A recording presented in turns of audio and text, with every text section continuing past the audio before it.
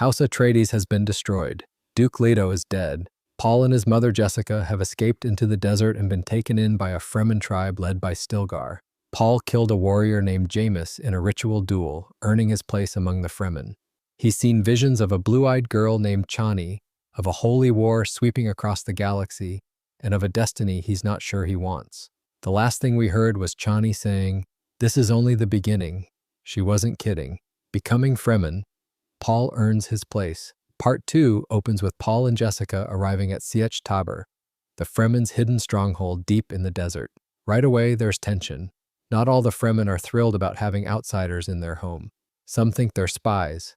Others, especially the more religious southern Fremen, believe Paul might be the Lisan al-Gaib, the prophesied Messiah who will lead them to freedom. Stilgar is firmly in the believer camp. The man sees signs of prophecy in practically everything Paul does. But the northern Fremen, including Chani and her friend Shishakli, are skeptical. They think the whole prophecy is manufactured nonsense, a tool planted by the Bene Gesserit to manipulate their people. And here's the thing, they're not wrong. We know from Part 1 that the Bene Gesserit seeded these religious myths across planets centuries ago. The prophecy is real to the Fremen, but its origin is a calculated lie. That tension between genuine belief and manufactured religion runs through the entire film. Paul, for his part, says all the right things early on. He tells the Fremen he doesn't want to rule them, that he wants to fight alongside them. Chani respects that, and she starts warming up to him. Paul throws himself into learning Fremen culture, their language, their fighting techniques, their survival skills. He becomes a Fedaykin warrior. He earns Fremen names, Usul as his private name and Muad'Dib as his warrior name. And then comes the big one. He rides a sandworm. Not just any sandworm, the biggest one anyone has ever seen. That moment cements Paul's legend among the Fremen. This outsider kid just did something that would impress even the most seasoned desert warriors. And through all of this, Paul and Chani fall in love. It's genuine, it's deep, and it makes everything that comes later so much more painful. Jessica's transformation, the Reverend Mother. While Paul is integrating with the warriors, Jessica is playing a very different game.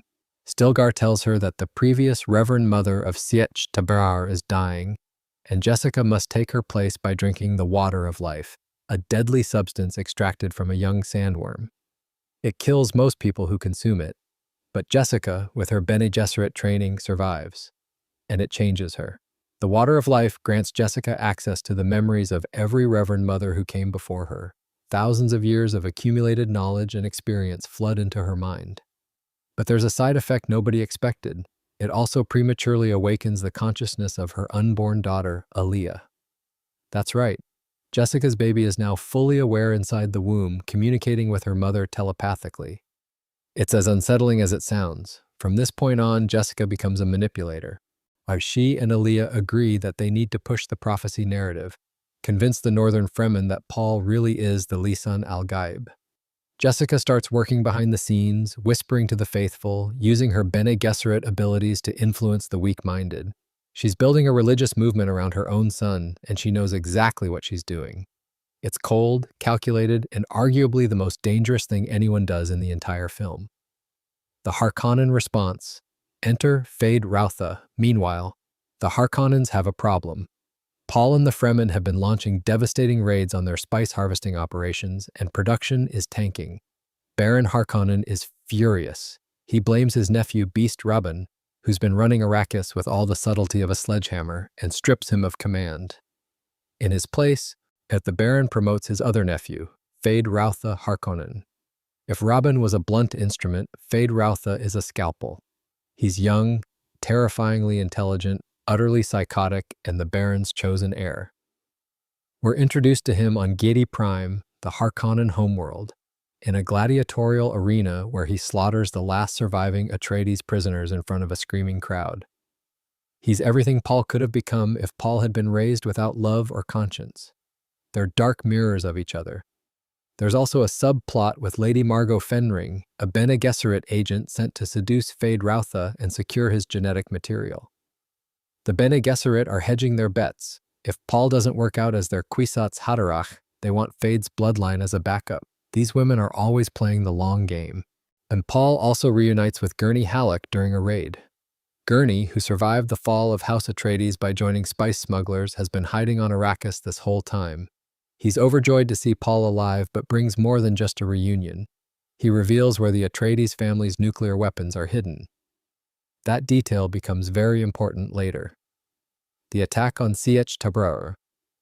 Everything changes. Feyd-Rautha doesn't waste time. He launches a brutal, devastating attack on the northern Fremen. Sietch Tabor is destroyed. Shishaklai, Chani's close friend, is killed in the assault. The survivors, including Paul and Chani, are forced to flee south, exactly where Paul's visions told him not to go. He's been resisting the southern path because every time he looks into the future, going south leads to billions of deaths across the galaxy. A holy war waged in his name, a jihad that consumes everything. But with the north destroyed and his people desperate, Paul no longer has a choice. The southern Fremen are the religious fundamentalists, the true believers in the Lisan al-Gaib prophecy.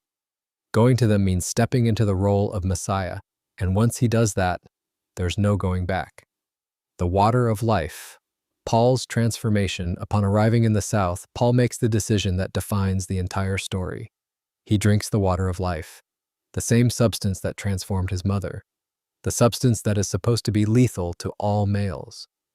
Paul drinks it and falls into a deep coma. Chani is furious. She sees this as Paul giving in to the manufactured prophecy she's always rejected. Jessica, ever the manipulator, uses her influence to compel Chani to save Paul. As she convinces Chani to mix her tears with the water of life and administer it to him, it works. Paul wakes up, and he is fundamentally changed. The water of life has unlocked full prescience. He can now see across all of space and time. He sees every possible future laid out before him like branches on a tree. And he sees several devastating truths. He sees a vision of an adult Aliyah on an Arrakis covered in water, a future green paradise. He identifies a single narrow path to victory among all the possible futures. And he discovers a secret that shakes everything. His mother Jessica is the daughter of Baron Vladimir Harkonnen. The Bene Gesserit placed her with Duke Leto deliberately to unite the Harkonnen and Atreides bloodlines. Paul is both Atreides and Harkonnen. The hero and the villain share the same blood. When the Lisan al-Gaib rises, Paul emerges from the experience a different person. Gone is the reluctant young man who insisted he only wanted to fight alongside the Fremen. In his place is someone colder, more calculating, more certain. At the Southern Fremen War Council, Paul demonstrates his powers by reading the deepest thoughts of the assembled warriors. He declares himself the Lisan al-Gaib. He claims the messianic title fully and completely. The Fremen erupt in fanatical devotion. Stilgar, who has believed from the beginning, is vindicated. The Southern fundamentalists are electrified. But Chani stands apart, heartbroken. She fell in love with Paul the person, not Paul the prophet. She can see what's happening. The manufactured prophecy is swallowing the man she loves, and he's letting it happen. Maybe he even wants it now. Where Paul challenges Emperor Shaddam IV directly, essentially daring him to come to Arrakis and face what's waiting for him.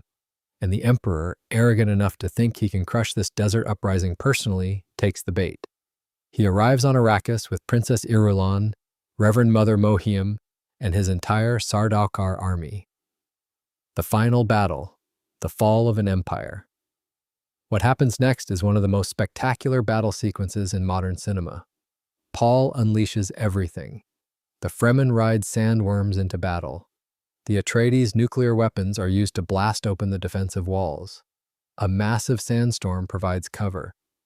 The legendary Sardaukar, the most feared soldiers in the galaxy, are overwhelmed by the combined fury of the desert, the worms, and the Fremen warriors who have been fighting in these conditions their entire lives.